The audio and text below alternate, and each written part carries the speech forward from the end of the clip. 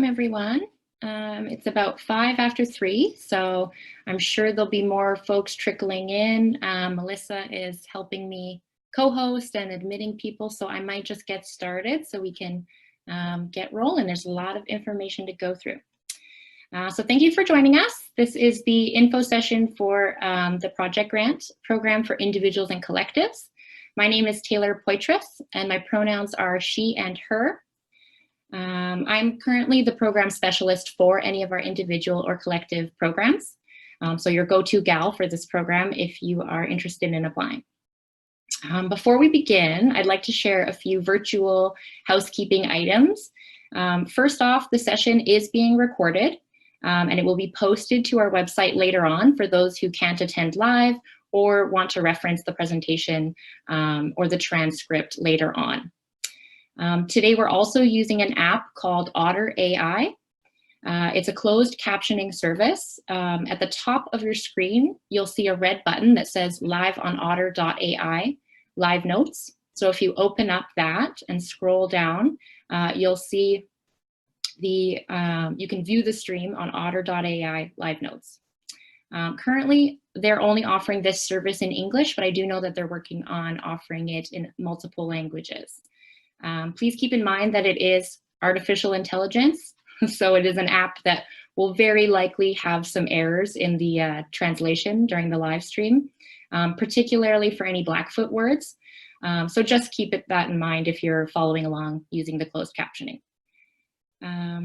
Since this is a recorded session, and we will be using it as a future resource for artists, I will likely be reading directly from my notes just to ensure that I can include all of the important information and the details that I want to share with you today.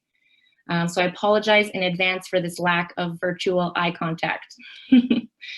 I'll be talking at you for most of today's session, but there will also be a Q&A period at the end for any questions that you might have. So please save all your questions until the end of the presentation, if possible, but of course you can drop questions into the chat box area as they come up for you. I'll make sure to get to them at the end, or Melissa, my colleague, might be able to jump in and answer questions as we go. Please be aware that, as we download this recording and we download the chat transcript, I'm not sure if private chats will also be downloaded.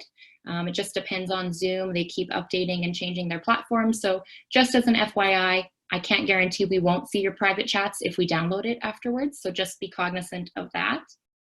And as you can see already, I am sharing my screen so that everyone can view the PowerPoint presentation. You should be able to adjust the various window sizes and the placements so that they're optimal for you. If you want to see my talking head, I would say the top right-hand corner is a good spot based on my slide deck, but you can also just minimize it completely. You can also pop open your chat separately if that's helpful, if you want to be looking at the chat while you're also looking at the slides. Also, please feel free to change your display name and include your pronouns or see who else is in the meeting by clicking on the participants box in the main toolbar at the bottom of your screen. This is also where you'll find the raise hand feature. So if you have a question that you'd like to ask verbally later on in the Q&A, I'll do my best to get to everyone who has their hand raised, as well as the chat questions.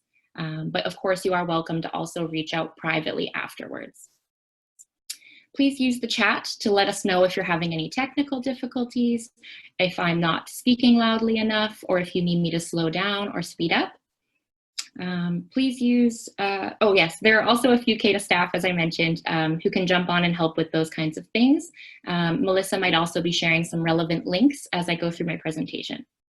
So I'll pause for a moment just to get everyone set up.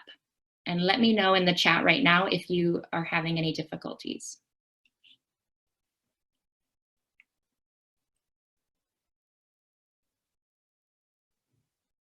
Okay, no dire messages popping up, so I think I'll start. Hello, Oki Tansi. Welcome to the online information session for the Project Grant Program for Individuals and Collectives. I'd like to take this opportunity to acknowledge the traditional and ancestral territories of the Niitsitapi, the Blackfoot Confederacy, which includes the Siksika, the Piikani, and the Kainai First Nations, as well as the Tsuut'ina First Nations and the Stoney Nakoda, comprised of the Chiniki, Bearspaw, and Wesley First Nations of Treaty 7. I'd also like to acknowledge the people of Métis Nation Region 3 and all First Nations, Métis, and Inuit peoples from across North America that call Calgary Mohkinstsis home. We recognize the land and the original people as an act of reconciliation and deep, deep gratitude to those whose territory we currently reside on or are visiting. Oh, I'm not moving my slides. This is a basic, boring intro slide anyways, so moving on.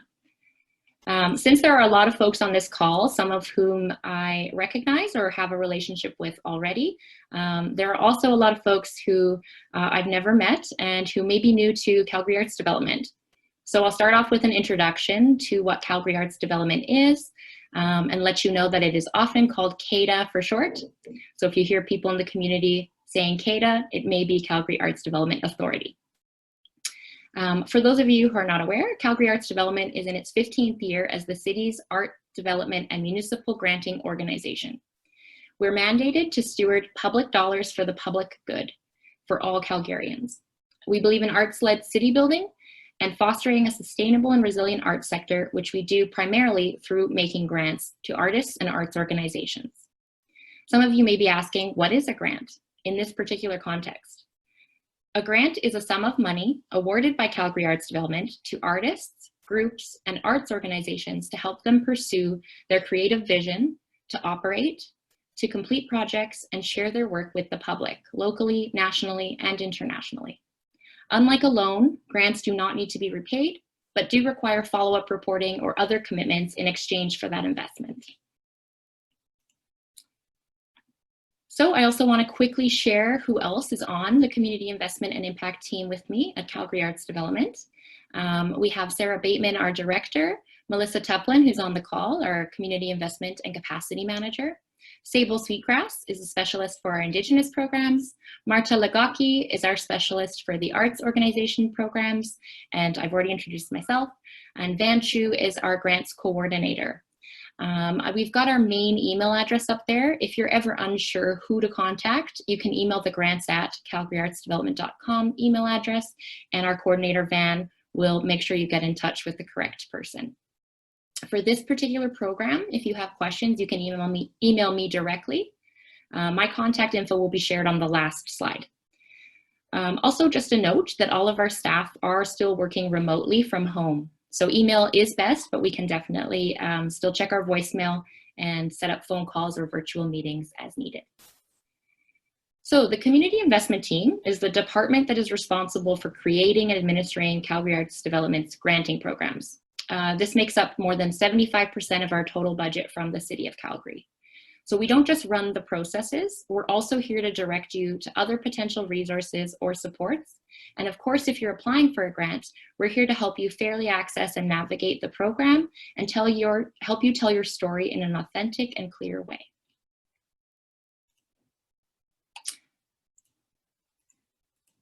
All right.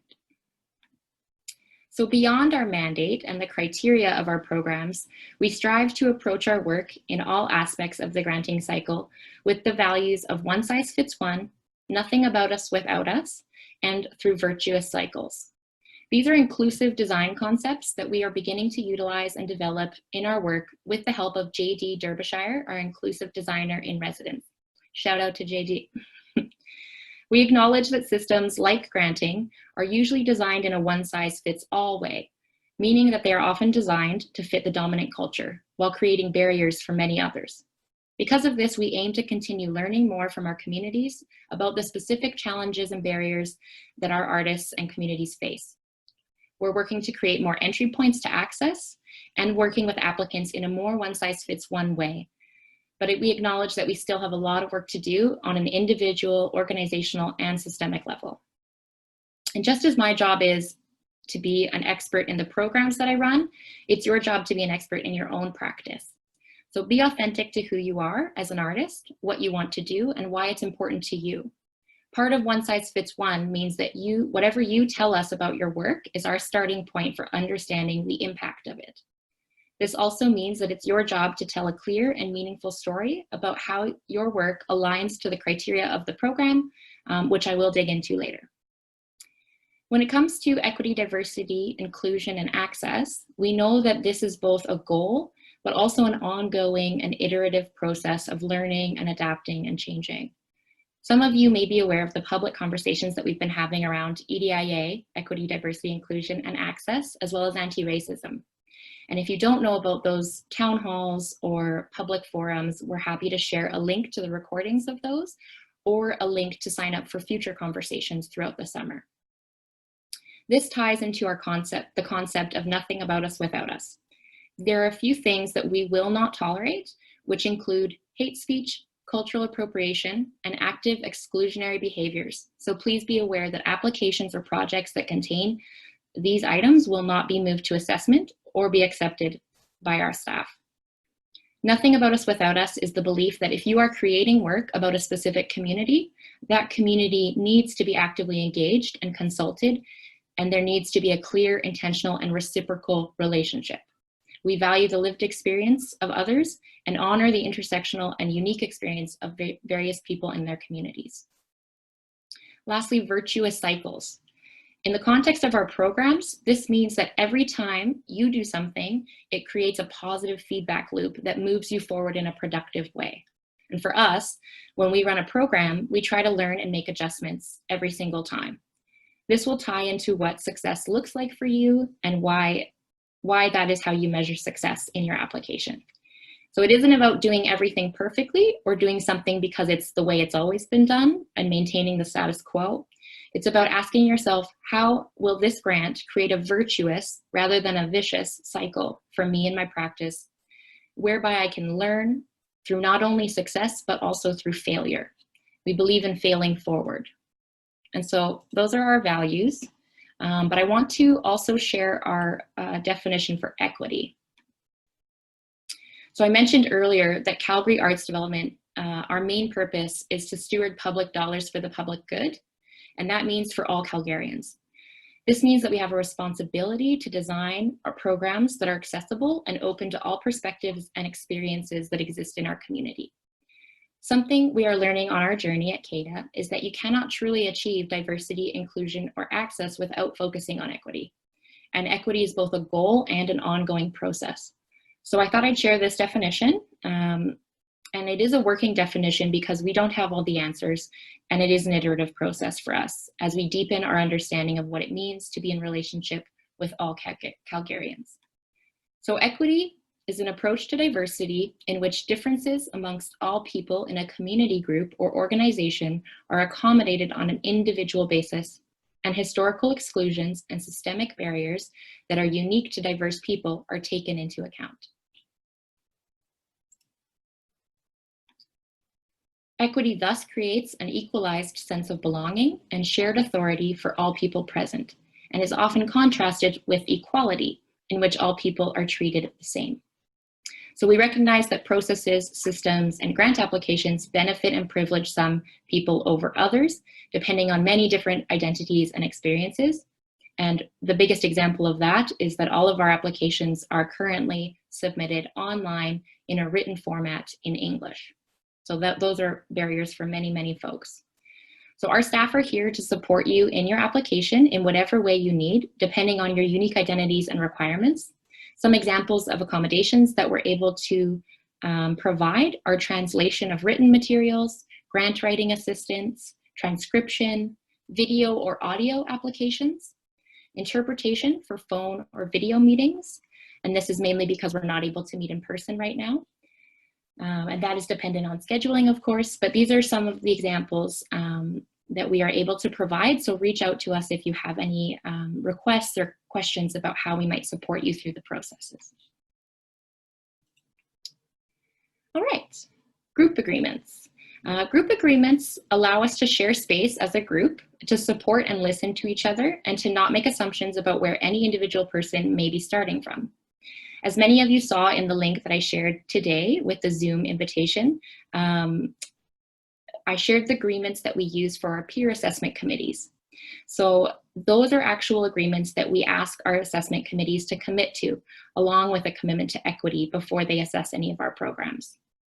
You can have a look at those specific agreements that I emailed to better understand how your application is being considered.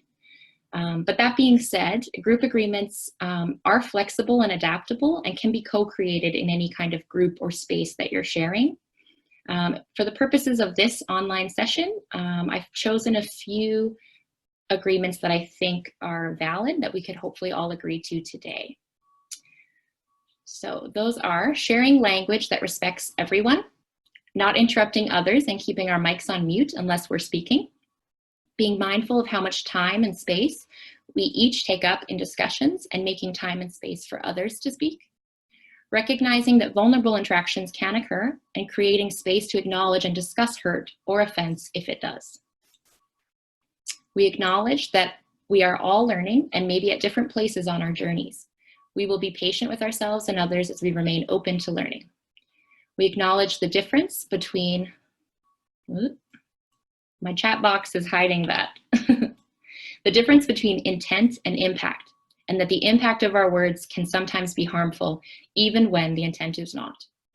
Any participants who use harmful or disrespectful language or who are actively disregarding the group agreements will be asked to leave the space today. And if they choose not to leave, they will be removed.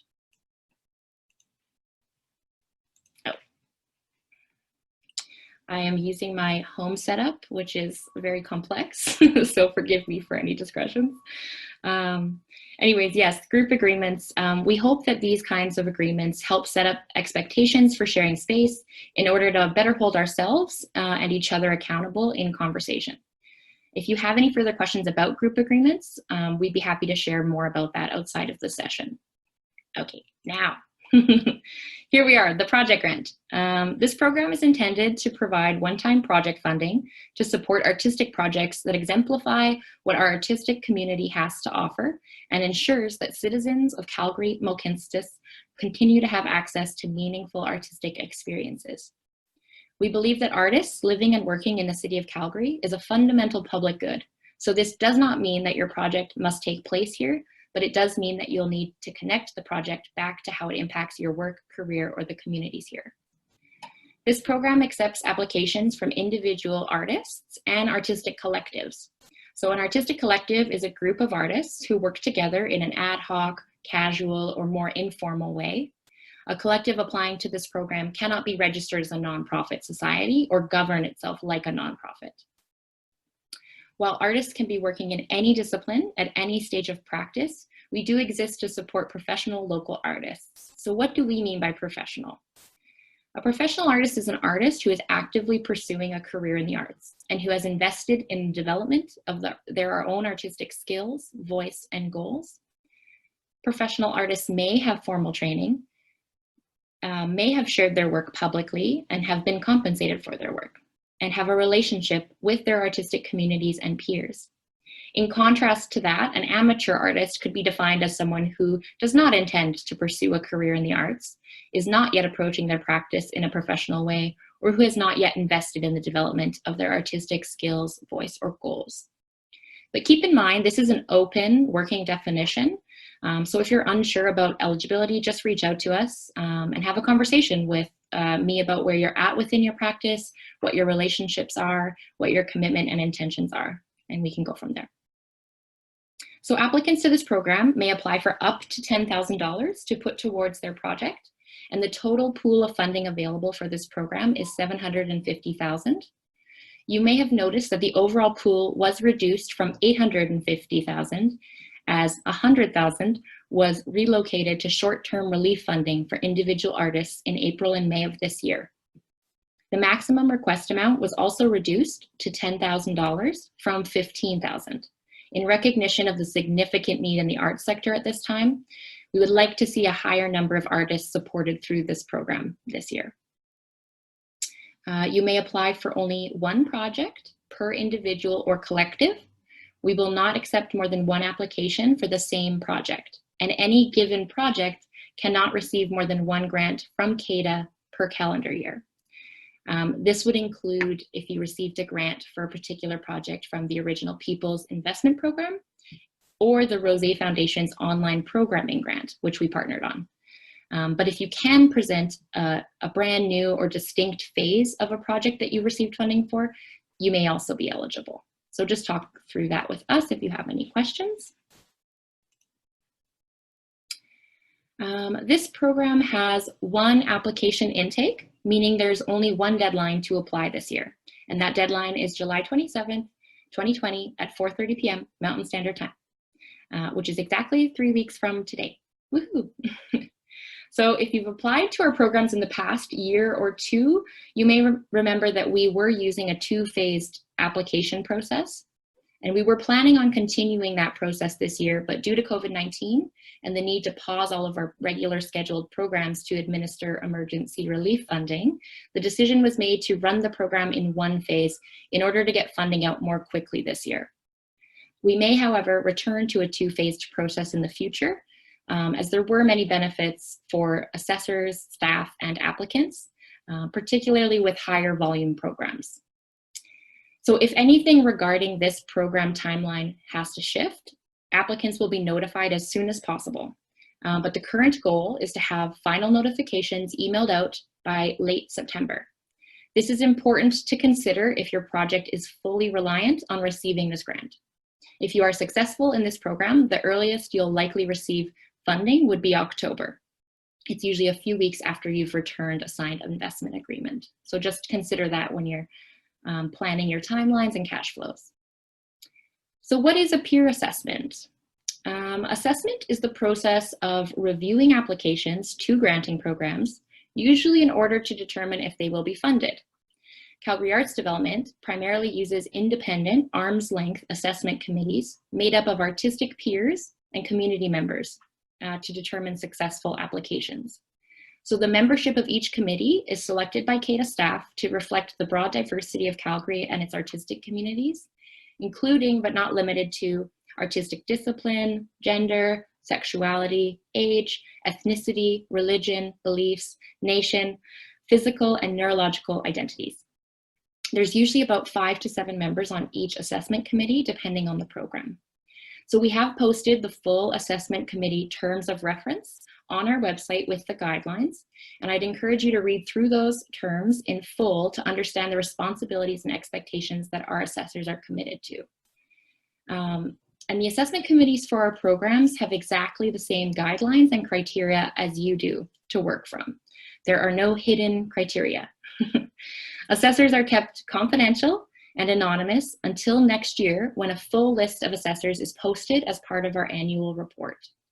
If a committee member has submitted an application to the program as well, they will not assess their own application or any applications where they have declared a conflict of interest. So we have a formal conflict of interest policy that we use.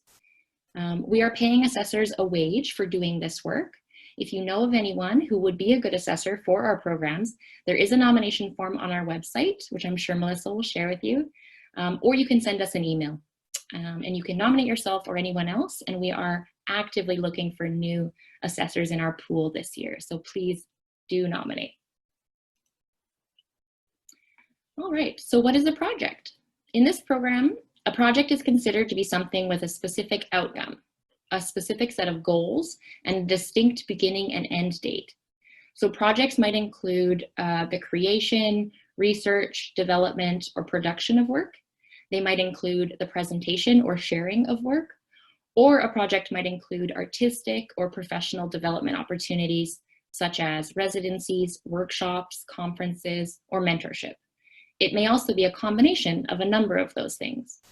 If you have questions about if your project fits into this program, please reach out and we can talk about your proposal.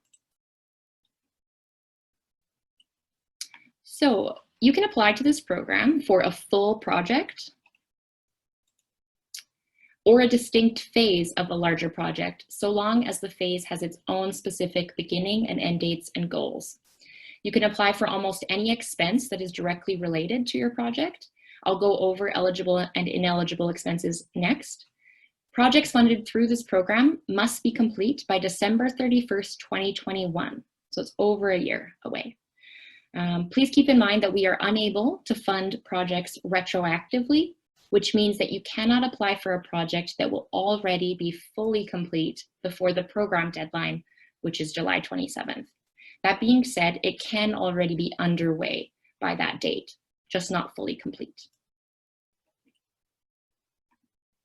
So most expenses related to your project are eligible, so I thought I would start with ineligible. I'll just pop them all up. So we are not able to fund lost wages or salaries, meaning that we cannot directly cover lost income from you taking time off of your day job or other work in order to undertake your project. We are not able to fund tuition or any costs associated with a credit, degree, or diploma granting program. This includes any costs for artistic work related to that educational program. Lastly, we're not able to fund the purchase of capital expenses over $1,000 or capital expenses that are not directly related to the project. And so a capital expense refers to a major purchase of equipment, land, or buildings, things that outlive the life of the project. So some examples of capital expenses might be the purchase of a new laptop, a kiln, a camera or lighting equipment, major hardware or software. That being said, you can rent any of that equipment or put up to $1,000 of this grant towards the purchase of those items, if you are able to show how the remainder will be covered. And eligible expenses, there are lots. As you can see, most expenses related to a project are eligible and some are even encouraged, such as paying artist fees to yourself and any artists that you are collaborating with, engaging, or hiring. Most of these expenses are pretty self-explanatory, but I will speak a little to subsistence expenses, which are expenses like rent, food, and childcare. This is the first year that we're offering these expenses as eligible within a project grant. But if you are thinking about asking for subsistence to be covered, you'll just need to have a conversation with our staff first. And this is because this is a project grant, the impact is really specifically tied to the outcome of the work. So more often than not, we would actually look for you to pay yourself to do the work of an artist in the form of an artist fee rather than in the form of subsistence. This shifts the context of how you and assessors understand how you value your time and your work as an artist. That being said, we want to acknowledge that in some cases and for some projects, having the ability to cover something like childcare outside of your own artist fee is necessary in order for you to undertake the work and complete your project. Keep in mind that quite often you won't be able to deduct subsistence costs come tax time. So typically you can only deduct expenses directly related to the artistic work of the project. So anything you keep as income, such as an artist fee and potentially subsistence, will be taxable as income, other income.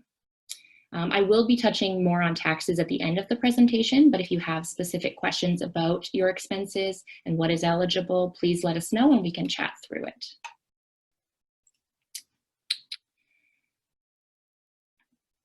All right, project types. So as I mentioned earlier, our programs are peer assessed by multidisciplinary committees, meaning we do not split up applications by discipline or have discipline-specific juries, as a lot of other funders do. Well, maybe not a lot, but some. There are a few reasons for this, but the biggest one is that many artists themselves are moving away from discipline-specific practices. And more we see artists defining or describing their practice as multidisciplinary, interdisciplinary, post-disciplinary, or even transdisciplinary. And do not ask me to define some of those. That being said, assessing all of the applications to one program using one committee can be very challenging depending on the volume of applications we receive. This was one of the reasons that we had implemented a two-phase process in the past, but as you know, this year we're not able to do that. So we also don't have a solid idea of the number of applications we might receive this year or the types of projects that artists may be applying for this year. And that's largely due to COVID-19, the pandemic, restrictions on gatherings and travel, the availability or access of rehearsal spaces or performance spaces. So there may very well be an influx of creation-based projects or shifts in the type of public sharing or programming that we see in projects, but we don't want to make any assumptions. So if we do receive a very high volume of applications to the program this year, it may not be reasonable to assess them all in one batch using one committee. We may need to look at ways to stream applications into two groups using two committees. So in order to assess applications in a reasonable time frame, this may be something that we do. If we do make any decisions on how we will be assessing these applications or how they will be streamed, we will share that with applicants. So the project types, this will be a drop-down question directly in the application. And the project types is a really helpful tool used partly to center the assessors on how the applicant is viewing their project for themselves. It's also a way to easily see how applicants are considering their work. For example, if it is a creation, if they select creation, research, and performance, we will expect to see them speaking to all of those elements in their application. And it may also be a tool that will help us stream if we do decide to stream by type of project. So I just wanted to share a little bit on that. Next is the criteria. So the criteria for this program are artistic impact, community connection, and planning. In previous iterations of the project grant, we've used these similar to these criteria, artistic impact, public impact, and planning. We just changed the wording for public impact and moved that to community connection. And we've also played around with the weighting of each criteria. In the past, they were weighted equally, and this time around, we are weighting artistic impact and community connection slightly higher. The criteria for all projects applying to this program are the same, regardless of the type of project. Though you might emphasize or focus on one particular area of the criteria more depending on what you're proposing. In other words, you'll approach each of these criteria differently depending on the focus of your work.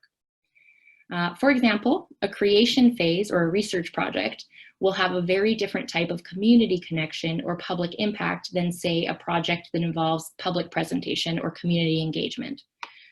If you're proposing a creation or research project, the community impact might be based more on the future potential of the work and the way you're considering your audience or communities during the creation process. So let's dig into each of these in a little bit more depth.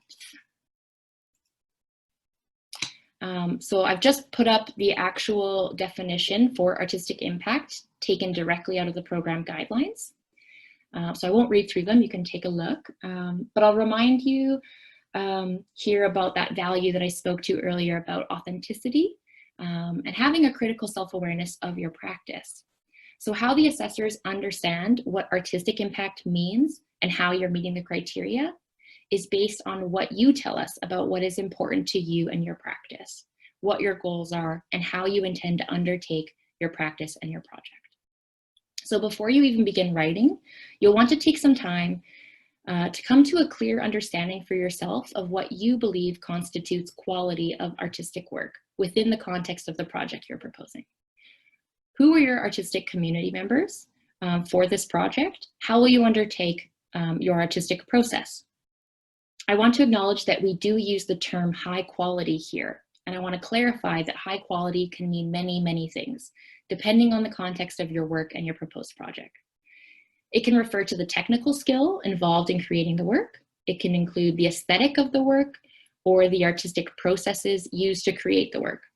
High quality also refers to the way artists approach and understand the time, resources, rigor, and investment that they put into their professional practice. The quality of your work will be measured against what you tell us your artistic goals are. If the goal of the project is to focus on the artistic output, tell us what artistic success means to you. If the goal of the project is to focus on community engagement, tell us what doing good community engagement means to you. Artistic quality will also be subjective, so it's important to guide assessors in understanding how you consider quality in your own work. There will be a specific section in the application where you will actually speak directly to artistic impact, but keep in mind that the assessors will be reading and considering your application holistically, meaning that there might be other parts of your application that speak to artistic impact as well.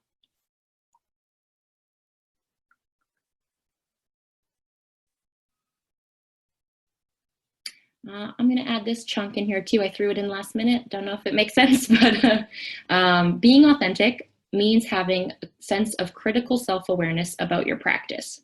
You should be able to be honest and show an awareness of where you are in your practice and career, how you fit into your communities, and what growth and success mean for you.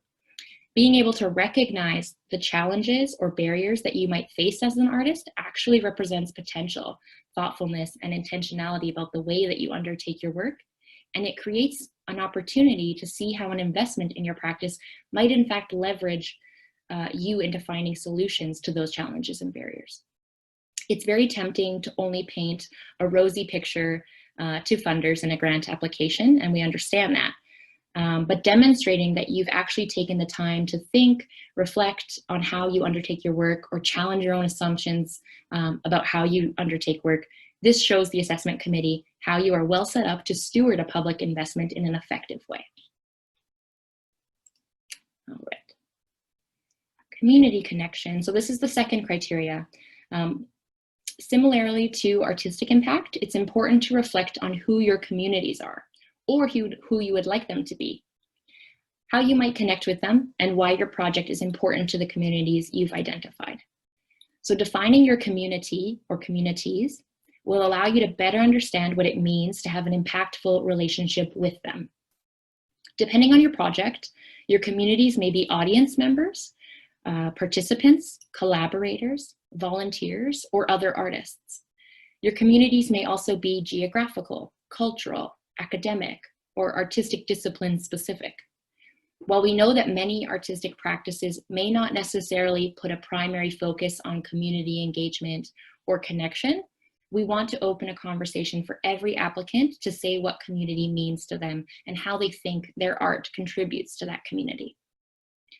And so again, similarly to artistic impact, you will have a section to speak directly to this criteria. But again, holistically, there may be other elements of your application that help paint a more fulsome picture of the impact on community or a public.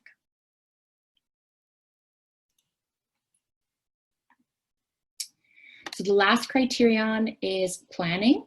The primary elements of your application that will relate to this area are your project description, your project budget, and project timeline.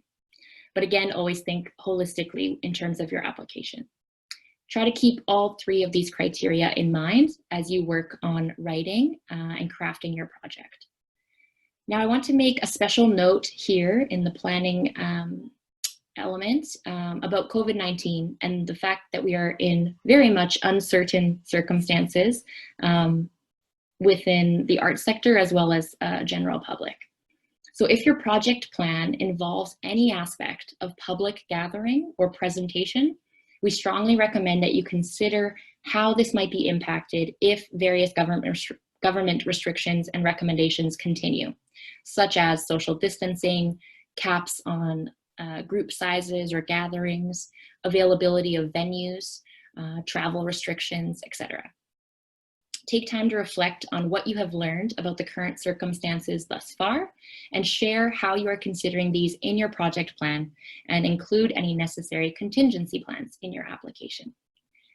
We understand that it will be difficult to plan projects with any real certainty, but it will be very important to be realistic about what is feasible, to demonstrate your thoughtfulness and consideration, and to build trust and confidence in the assessors who are reviewing your application. There's always going to be a certain amount of flexibility in project granting. Funders understand that timelines, budgets, and plans may shift as you begin undertaking your work, and we want you to be able to adapt as needed.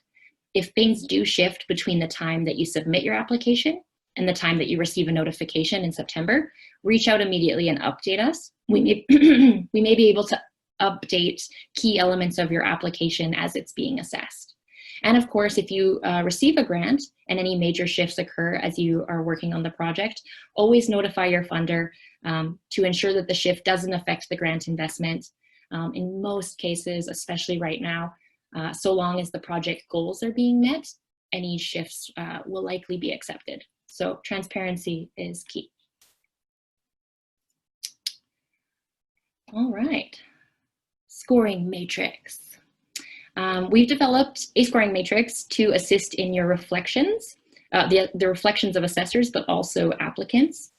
So it's important to review the definitions for weak, fair, good, strong, and exceptional. They're in the guidelines as you work on your application. So you'll note that the scoring matrix intends to help you navigate how to approach your application and how assessors are going to navigate personal bias around things like taste, aesthetic, processes, and focus on scoring according to how well an artist understands themselves and how well they've made a case for why they do what they do and how. So I won't read out all the definitions for these scoring ranges, but I will read exceptional and I'll read weak just so you get the range. So an exceptional application. Responses to application questions are clear, relevant, and directly address the criteria. The applicant demonstrates a deep understanding of their role in their communities or their artistic discipline. The application provides a clear and detailed description and plan for the project. The application creates overwhelming trust and confidence that the project will be completed as described and that the applicant will reach their goals. So on the opposite end of that, a weak application is defined as responses to application are insufficient and do not address the criteria. The applicant does not demonstrate an understanding of their role in their communities or practice or artistic discipline. The application does not provide enough information about the project or their plans. The application does not provide evidence to create trust and confidence that the project will be completed as described and that the applicant will achieve their goals. And the ones in between are in between. So we basically expanded these definitions of the criteria as well as expanding a scoring matrix because we were made aware that while assessors and applicants have a general sense of what we're considering and asking in an application, this provides more clarity and allows for some more nuances in the assessment conversations. You are being asked to make a case. So an exceptional score isn't that the art is good, that the art is exceptional. It's actually that you've made a case for why this investment is going to impact you, how it's going to help you achieve your goals. You've shown that you have a clear understanding of your community and your practice and your discipline, all the things that basically create trust and confidence. So the weak side, it doesn't matter, I guess in contrast to that, a weak application, it doesn't matter how great the art is or the project idea is if you haven't answered the questions thoughtfully and thoroughly and demonstrated that you have that awareness and those plans in place. So Melissa shared a couple examples with me that I thought were really helpful. So I'm just gonna read two of these examples. So artist A creates work or programming that you don't personally enjoy, but they have clearly articulated why it is important to them and their communities.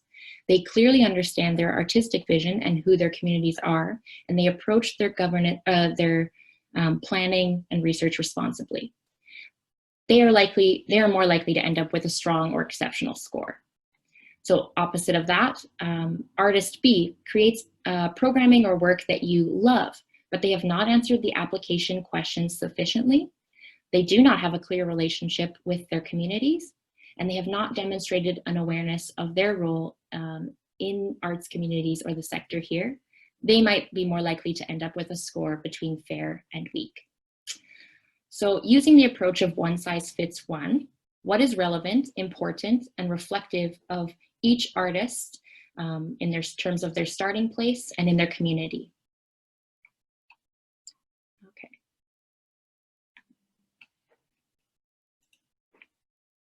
Next, I'm going to go through the application checklist. This is a list of all the things that you'll be asked to provide in your application, and we'll dig into a few of these a bit more. The first few items are easy to enter information such as your contact info, project name, how much you're requesting from the program, start and end dates for your project, and the project type, which I went over earlier. You'll also state your discipline and the number of years you've been a practicing artist. And then you'll be asked to upload your artistic resume or CV which we will talk about in a moment. And you'll also introduce your artistic practice. Your introduction to artistic practice is also sometimes called an artist statement or an artistic practice statement. And the project description will provide an overview of the who, what, when, and where of your project, while the artistic impact and community connection sections will allow you to dig more into the why of your project. So the goals, the impacts, and the outcomes. The project timeline or work plan, the project budget, those will be uploaded items that will help you demonstrate your planning, or in other words, the how of your project. There's also an area to provide additional support material as needed. And there's a detailed version of this checklist in the program guidelines if you're like me and you like to work through lists or checklists as you work on an application. Oh, and lastly, something new this year, you will see directly in the application is a voluntary demographic survey. So we've begun collecting voluntary demographic information from applicants. These questions are an important part of our aim to increase understanding at an aggregate level of the individual seeking funding, while providing the arts sector with much needed data on the demographics of its workforce. So completion of the demographic questions is not required. It's being collected on a voluntary basis. You're not required to complete the questions, but you can choose which questions not to answer. There will always be a prefer not to answer option. The information provided in this section will not be used in the application process or in the assessment, and answers will not be provided to assessors. So your responses, in short, your responses to these questions are voluntary, will remain anonymous, and will only be shared in combination with many other responses, meaning they will not be connected to you personally. So we do encourage you to fill that out in your application. Next is a resume or a CV. A resume or CV can be a really helpful tool for assessors to view alongside your written introduction to your practice. It helps to give a better understanding of your artistic history, achievements, growth, and community. Your resume should only include things that are relevant or related to your artistic practice and work. So there's no need to include jobs or education that wasn't related to your practice. So like if you have a day job, you don't need to list out all of those. So try to make a resume that is specific to your artistic practice.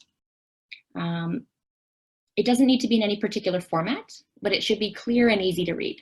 So typically a date list format from most recent to least recent activity split into like categories is the most common form. Make sure you include dates and location of work and maybe a brief description if it isn't obvious. If you're applying as a collective, please include all of the members' resumes in a single PDF along with the collective CV if you have one, and upload that as one document. Okay. So your artist statement or your introduction to artistic practice is basically the first introduction to you that the assessors will read.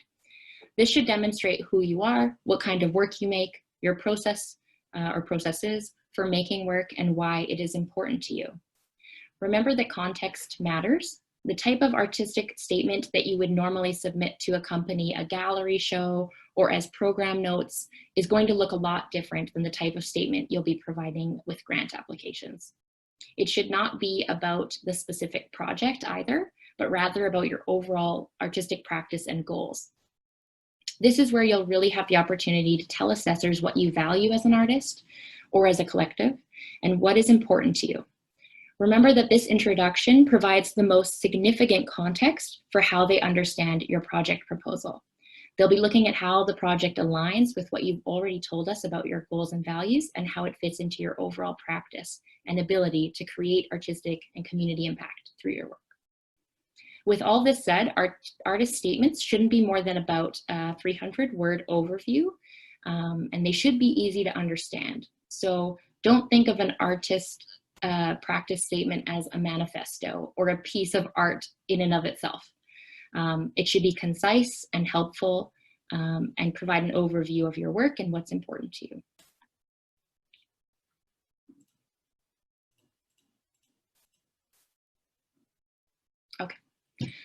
So your project description, this is 300 to 600 words in the application. You will describe your project, including what will occur, when it will take place, where it will take place, and who will be involved. So this is basically a helpful overview of the project, and you'll have a chance to dig more into the why and how in the following sections. So the artistic impact section asks, what are your artistic goals for this project and why? And you can think of goals. Goals could be related to growth, outcomes, processes, relationships, professional development. So just make sure to connect your artistic goals to your overall artistic practice. It will also ask, what will artistic success look like for you in this project and why? So success you could measure in terms of quantitative measures like numbers, amounts, or qualitative measures like values, feelings, or qualities.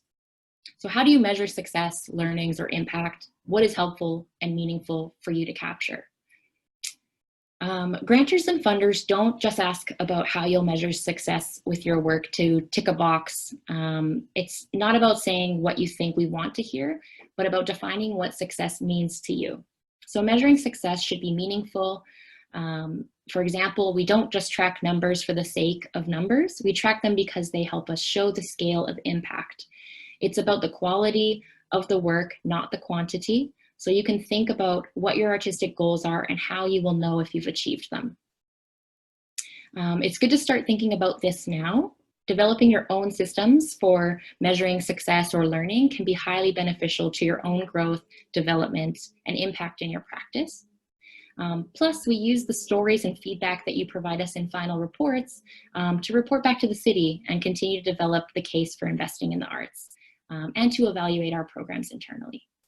So your goals don't have to be philosophical or about extreme learning or experimentation. They can be simple. I'll give you some examples. So if you're creating a brand new body of work, but you're experimenting or testing out a new process, in this case, success might look like you learning that this process is beneficial, or you discovering that it was terrible and you'll never do it again, or that it had a negative impact on you or your work. That's still valuable learning. Again, going back to that idea of failing forward. So success doesn't mean you have to succeed or be perfect in your project. It's about learning as well. You could also measure things like achieving a higher production value. So if you're utilizing new processes or equipment and trying to improve your production value, describe what that means to you and how you'll know if you've achieved it. It could also be about achieving a particular level of output, or even just coming out of a project feeling proud about what you've done. So it can be sort of that internal feeling stuff. Basically, what we don't want you to say, I don't know. I don't know how I'm going to measure this. I'm not actually going to do any self-reflection. Try to think of some of the ways that are helpful to you to evaluate your artistic impact, your goals, and the success of your project. Okay. And next is community connection. So this section asks, who are you connecting with in this project, and how are you planning on connecting with them? So this could include, like I said, artists, collaborators, partners, mentors, participants, or audiences. And if you're not actively engaging with community during the phase of the project that you're applying for, describe how you're considering them. For example, if your proposed project involves creation with little to no interaction with anyone else, then share who you imagine your eventual public might be and how you're considering them while you create, or how you might interact with them in the future. The second part of this question is, why is it important to connect to the communities you've identified, and how will you know if you've been successful? If you're not actively engaging with community at this phase of your project, describe how considering them in this phase will contribute to the success of the project or future connections, if that's a goal of yours. So similarly to artistic impact, evaluating the success of your community connection or public impact goals must be meaningful to you. For example, if you're planning on doing public events, you should be tracking how many events you do, how many people attended, how many people paid for the event, but the numbers alone don't mean anything on their own. They also need context and qualitative data to help support the story. So for example, how your audience members responded to your work. So those are some things to consider when writing about community connection. On to project budgeting. So in this program, you'll be asked to use our standard budget template and upload it to your application. It's a pretty straightforward template that asks you to list out all of your project expenses and any project revenues, including the amount that you're requesting from this program. So as you enter dollar amounts into the template, it will automatically do the math for you. So be sure to include the entire scope of your project. If your overall expenses exceed the amount that you're requesting from the program, explain how you will cover additional costs. So your budget should balance to zero. Remember to use the notes section to clarify any line items, show calculations, and specify whether other revenue or in-kind support is confirmed or pending. So in-kind support refers to things like things that have been donated or gifted to you or given to you for free. They still have monetary value, so you'll still include them in your budget. In-kind donations could be something like getting a rehearsal space for free, or someone volunteering their time, or your auntie cooking the food for the rehearsals and workshops, or something like that. But put a value or a dollar amount on that as well. So some of the common questions that we get about budgeting are, should I apply for the full amount of $10,000? Will I have a better chance if I apply for less? So usually your planning will not be as strong if you start from $10,000 and work backwards, building your project around that number. Instead, what we encourage applicants to first think about is think about a project that will fall within the general range of 10,000, and imagine how you think the project would run ideally, and then build your budget off of that. So if you go over 10,000, then you can reconsider the scope of your project, look for where you can cut back on costs, or think about other funding to supplement your overall budget. The best chances are to apply with the project you've done the best planning for. So apply for what you need. What if your project costs more than 10,000 is another common question. And like I said, you'll have to show how you will fund the remaining expenses. So either through fundraising, other grants or sponsorships, or perhaps your own personal contribution. It's okay if you are applying for additional funding outside of this program, but it won't be confirmed before the deadline. That's all right. If you do as much as you can to show that you've been planning and applying, the assessment committee will be asked to make decisions based on the assumption that you have any additional expenses covered. And definitely use the notes section. I can't emphasize that enough. If you can break down the line items in your budget to show how you're calculating, to just be more specific, it's very helpful. The timeline. So your project timeline or work plan should tell us how you will accomplish your project. It should include all the important artistic and community-related activities, tasks, events, milestones, or deadlines. It should include dates, locations, who is involved, and a description of each item if it isn't apparent. Please make note of things that are confirmed or pending where necessary. There's no standard template for this. You can create and upload any documents in any format. Depending on your project, it might make sense to use a calendar format, a dated list format, where you're specifying what tasks need to be done each week or by month or by quarter. Or you might use some sort of flow lane charts. The most important thing though is that it's clear and intuitive and easy to read. So we don't recommend using things like a Gantt chart or complex color-coded timelines that require a legend to understand. Keep it simple and clear for the assessors. If your project plan involves any aspect of public gathering or presentation, again, we recommend that you consider how this might be impacted by COVID-19 related restrictions. Reflect on what you've learned and consider those and include any contingency plans in your timeline as well, if necessary. All right. So there will be 4 optional upload fields provided in your application. And that's for applicants to include additional files or links that strengthen your case or help assessors understand your practice or your project better. So while support material is optional, we highly, highly recommend it. The support material you provide should be relevant and meaningful to your project proposal.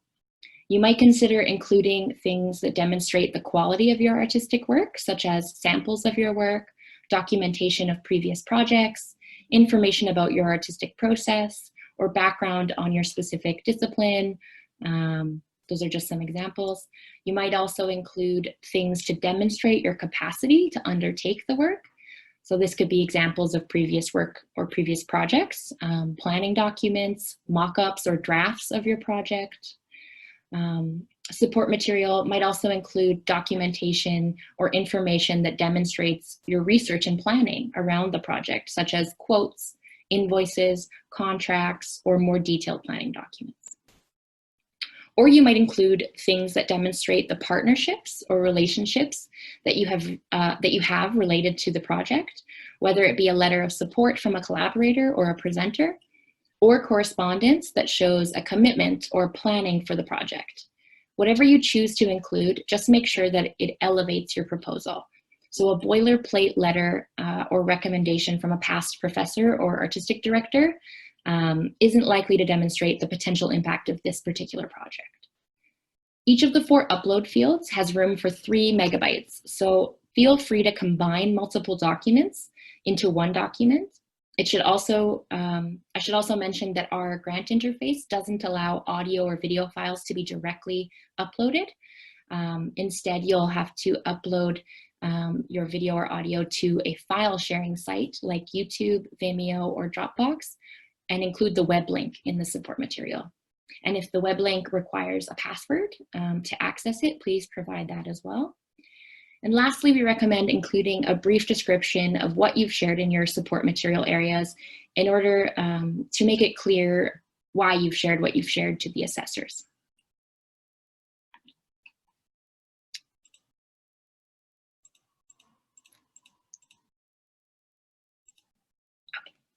Okay. Remember that you are not expected to be everything to everyone. Your application will not benefit from trying to write or represent yourself in a way that you think assessors might want to see. So some of the tips I like to give are using plain language rather than academic language or art speak. Try to be more clear and concise with what you're sharing. Avoid jargon or technical language. Remembering that the assessment committee will be made up of people from many different practices and experiences. Don't assume that they will understand your specific practice or language. If you're speaking about something that is unique to your discipline or your practice, be sure to define it. It can be very tempting to paint a rosy picture of your practice and work, but having an appreciative sense of what challenges and barriers you might experience in your work and how you might move through those actually demonstrates capacity, awareness, and potential. Do your research. Make sure that you can back up what you are stating in your application. It is also really helpful to have someone who may not be familiar with your practice or your discipline have a look at your application. The questions that they ask may help uncover some of the gaps or assumptions that you're making. And same for if I'm reading your application. I have a broad understanding of many disciplines, but not a deep, deep understanding of every single one. So I'm happy to look over applications and give you a bit of an outside eye. And lastly, I would say thinking of grant writing as storytelling can be really helpful.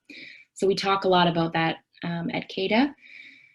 This again does not mean that the application should be an artistic expression or demonstration of your fantastic writing skills, but that your goal is to paint a full and complete narrative of who you are and why and how your project has impact in your practice and in your communities. This means that assessors should see a logical through line from what you tell us about yourself as an artist to why this project is important to you and how it will have an artistic and public effect in the final outcome or the completion of your goals. Okay. What about taxes? If you're an individual or you're representing a group of artists in the form of a collective, CADA is required to issue a T4A form for the full amount that you receive from this grant. So under the CRA, Canada Revenue Agency guidelines, only the amount of money that you pay yourself from this grant is taxable as income. In order to show that the remaining grant amount was spent on materials, rentals, paying other artists, all your project costs, you should track all of your expenses, keep your receipts, and have written proof of payment to any artists. Since we're not legally able to provide tax or legal advice, we always advise reaching out and talking to a tax professional if you have specific questions, because things can change based on your own individual context. We offered a artist tax workshop at the end of last year, maybe, or who knows how long ago. And we are hoping and planning to offer a few more financial literacy workshops in the fall or winter of this year. So please stay tuned for those. But if you have questions about how to track your expenses, please let us know. Okay, and questions. We're on to the Q&A period. I've shared my email address here. And as it states on the slide, I can answer questions and provide feedback on your application up to 1 week before the deadline. That being said, I will be answering questions and working right up to the 4:30 p.m. deadline on July 27th. But if you're looking for feedback on your application, earlier the better, because I don't want to have an influx of requests during those last couple of days. I might not have enough time to give you feedback, or you might not have enough time to process it and make any adjustments.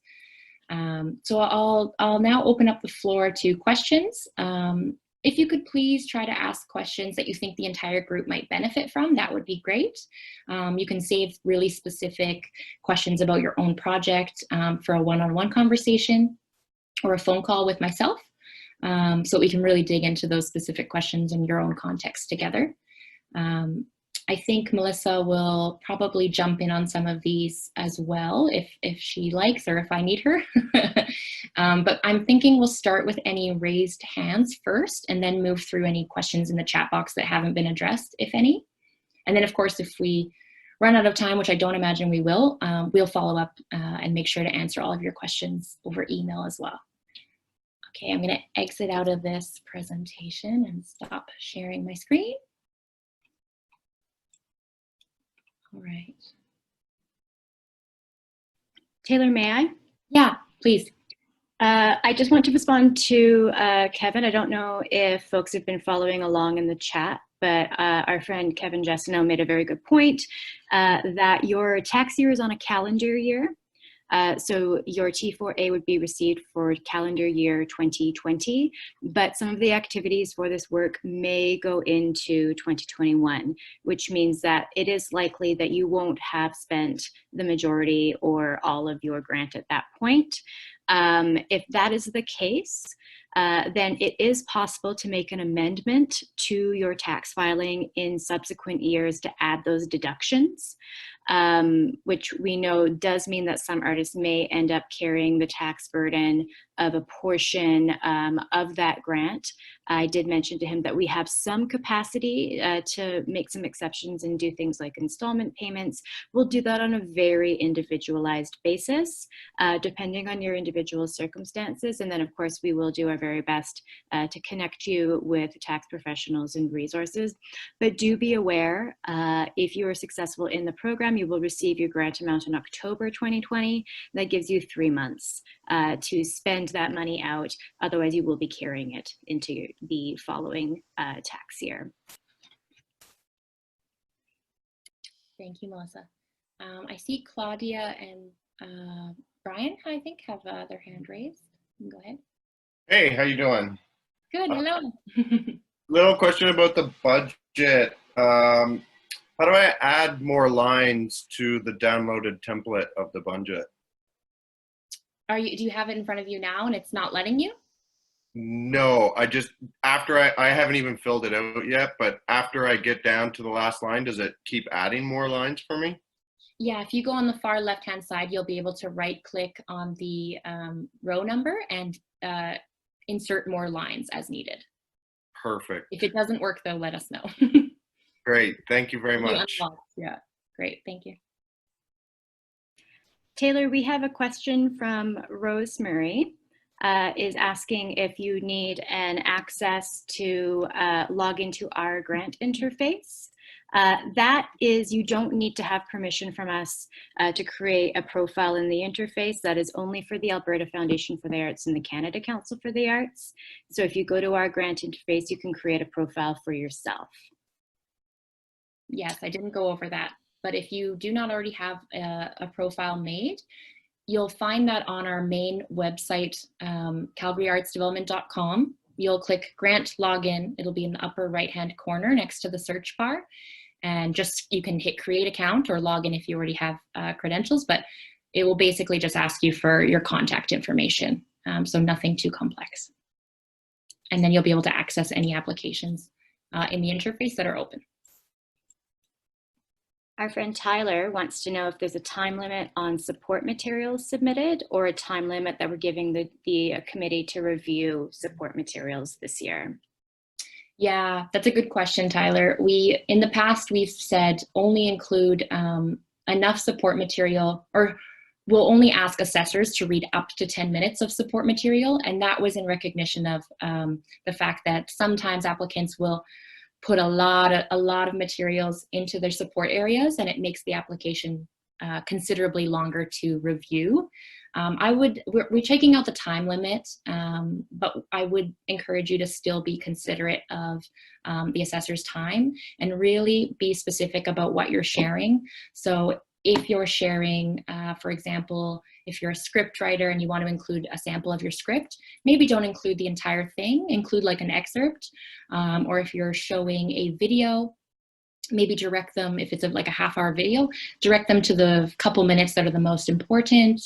If you're sharing your website, direct them to particular areas of your website or of the page that you're sharing that you really want them to focus on so that they can manage their own time. And I would also recommend putting the most important materials in support material area 1, and then subsequently going down 2, 3, 4. Thanks, Tay. We have a couple of questions from Dean. Is it possible to receive feedback if your application isn't successful so we can learn where you were lacking is the first one, if you want to answer that. Hi, Dean. Yes, I do encourage asking for feedback before you submit, but of course, if you go through the process and your application is unsuccessful, we do offer feedback after the fact. And that goes the same for if you are successful and you still want to hear what the assessor's thoughts were and any feedback on that. We're always willing to do that. And I would say this year, we're actually building in more intentionally time for the program staff, such as myself, to dedicate a few weeks to just giving feedback, because it is a bit of it's a process and it takes time. And so we offer feedback in written format, or I can do a one-on-one phone call, which I usually prefer, just because I can also ask questions of you and it's more of a conversation. But yes, always we'll provide feedback. Dean would also like to know, what is a typical artist fee? So that's a good question. There are a few resources that are discipline specific that provide standard artist fees or rates. So for the visual arts, there is CARFAC. So I can share, depending on your discipline, I can share different resources. There's another one for dance. There's other ones for other disciplines. That being said, you are also welcome to determine your own artist fee depending on the amount of work you're inputting. You could do an hourly rate. You could kind of play with that however you see fit, but those resources I have might be a good starting place to begin thinking about what's equitable and what's fair. I just popped in the CARFAC, which is the recommended fee schedule for visual arts, as a good starting point for many disciplines. And then, as Taylor said, if you want resources for the others, shoot her an email. Dean has one last question. Why don't we recommend Gantt charts for timelines, and what other styles would we recommend? Yeah, I mean, that may be a personal bias of mine. I've used Gantt charts in the past. I think for your own personal project planning, you can use whatever system makes sense for you. But in terms of presenting it to assessors, if it can be more simple, I would encourage simplicity, because they'll be reading it in a PDF format. And sometimes when you upload something like a Gantt chart, it will go across many pages and be difficult to understand. So if there's a way to simplify it, but you can use that on your own end of things, then I would encourage that.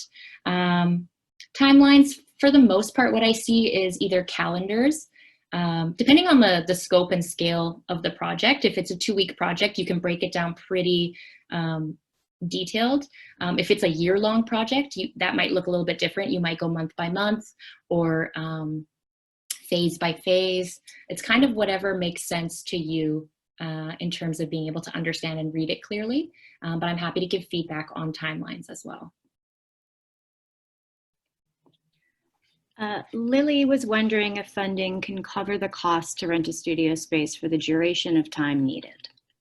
Absolutely, yes. Studio space or renting of space is an eligible expense. And yeah, you would want to kind of tie it to the amount of time that you're using it for the project specifically. Can community engagement consist of communities that the applicant would like to connect with, but doesn't currently have a formal connection to? Yes, absolutely. I think I mentioned it briefly, but I would reiterate that there are a lot of folks who are perhaps new to the Calgary arts community, or are maybe even moving into a different discipline. And those relationships might be non-existent, or they might be very new. So we recognize that everyone is in a different place and may have a different relationship with the communities here. So you can definitely frame your project and your answer to those questions around community connection in terms of what you're seeking. So maybe not what you've already obtained, but who are the communities that you would like to connect to, and why? And how do you plan to hopefully engage them, and what would come of that? So it can be forward-looking in that way. Thanks, Taylor. Louise, hi Louise, is I just wondering if you could clarify around our retroactive funding, and if we will cover projects that are already underway. Yeah, so the distinction there is we can't retroactively fund something fully. So a project can be already started, and you could be doing it right now. You could be doing it throughout the summer as we're assessing. The distinction is that it can't be completed before July 27. So the deadline day, because that would be a fully retroactive project. And to be assessing projects that have already happened, it's just a bit of a different context for the committees. So that's why we have that rule in place at the moment. Do you want to elaborate, Melissa, on that at all? Not really. Okay, great. Thank you for being my Vanna White of question meeting.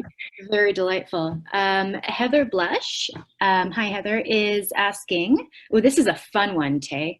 I am part of 2 collectives with different goals and work, but essentially the same people. Can we apply for a project for each, or do you have to choose one?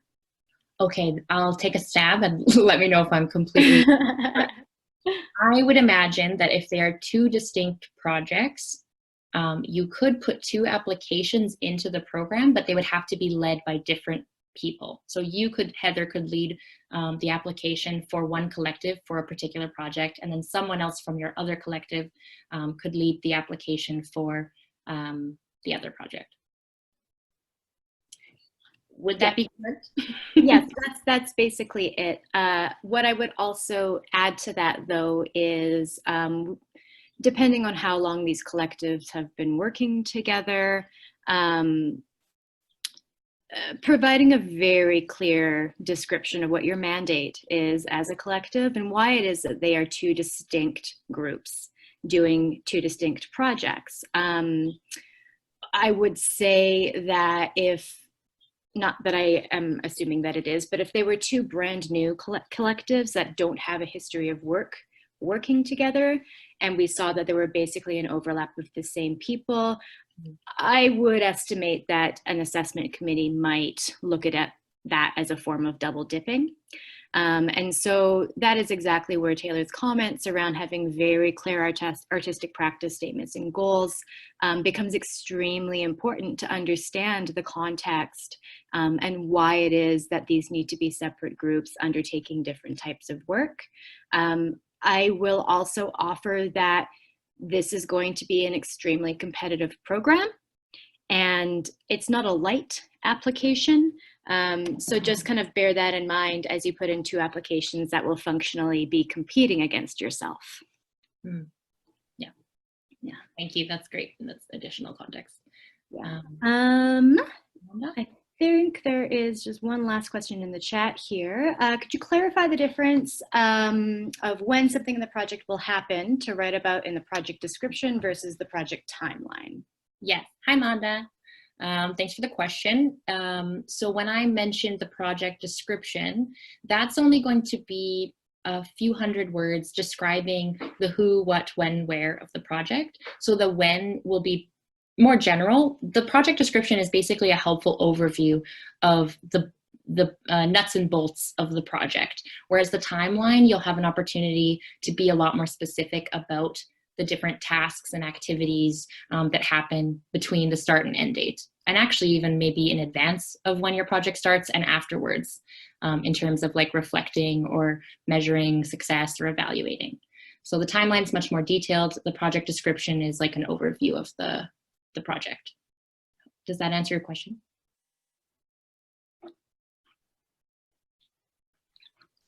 We had a question about how many applicants we estimate that we will get. For context, last year we ran 2 separate programs with 2 very different goals, but to a total of $800,000. We had over 200 applications to each of those programs, and that equaled 350 unique applications from artists in the city. I'll be very frank. I should turn my camera on so you can see my face. Talk about Hi, everybody. I'm Melissa.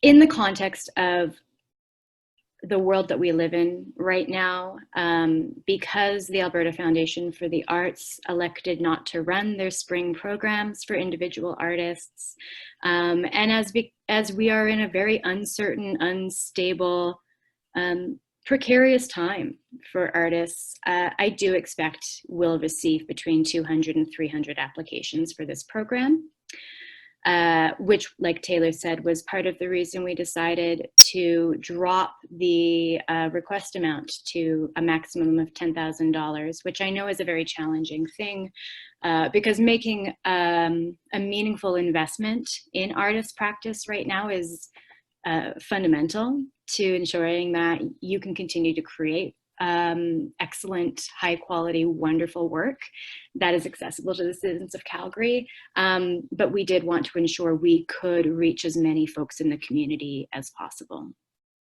So that was part of the reason we decided to do that. I would say the other part is we did make a bit of a hypothesis that we wouldn't see quite as many applications that were carrying expected expenses at this point around large productions or presentation of work, as we remain in a period of time where it's unclear at what point we'll begin to share art in a really public realm.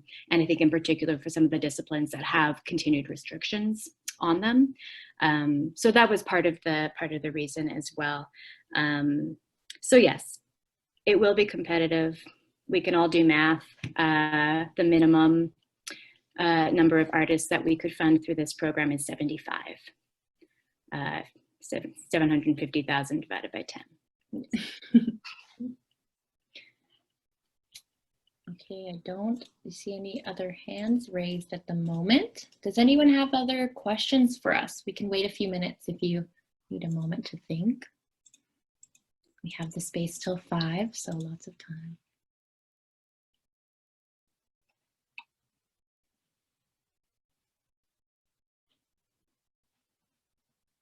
Thanks, Barbara. All right, and I think Melissa mentioned earlier in the chat that I'm happy to share the slide deck with my speaking notes as well. We will be posting the live video recording to the website I imagine in a few days, maybe next week. I don't know who is best at doing that. Amy Jo is out of town, but Yeah, I would expect it'll take a little bit longer. As you know, we are running quite a few public town halls right now, and the cleaning up the recordings and the transcriptions does tend to take a little bit of time. So we will try to get it as quickly as possible, knowing that the deadline is coming up. But yes, those will be shared as publicly as possible. But Taylor has this RSVP list to at least forward the slides along to you, which I imagine, Taylor, you're perfectly okay with folks passing on to their friends. yeah, I will make sure my notes to self, if any, are appropriate. Yeah.